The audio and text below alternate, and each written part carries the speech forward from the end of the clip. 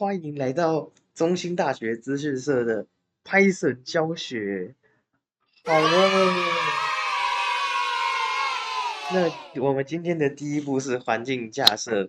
那如果有听别人去上过 Python 课或什么，甚至自己去玩过的，都会知道，你自己下本地环境你会疯掉，然后大崩溃之类的。所以我们个人推荐线上环境，使用 Google Colab，它是免费的笔记本环境。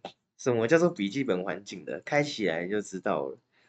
那首先就先点我们上面这个蓝色的链接，你就会到这个地方来，然后你再按 Open Colab，然后接下来通常你这边会没有东西啦，所以你这边会是空的，然后按新增笔记本，然后你现在你就看到这样一个画面。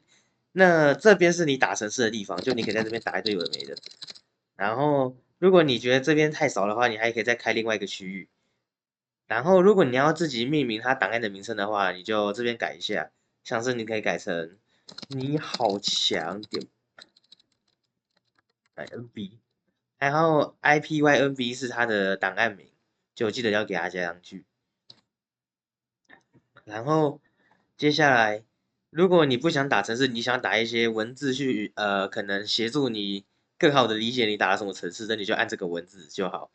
然后这边你就可以做一些排版或啥。对，如果你还想要对这个东西有更深的理解，还有一些超屌实用技巧的话，欢迎去看本社团的某个大电神的 YouTube 频道码农交易所。那这个码就是你们一定知道的那个码，打城市码的码，所以它应该是长这个样子。交易所，没错，就是这个 YouTube 频道码农交易所 PyTree。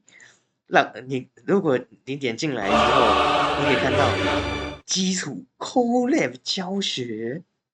没错，这个频道非常的优质，它是由我们的巨大店副社长经营的频道，请大家多多支持他。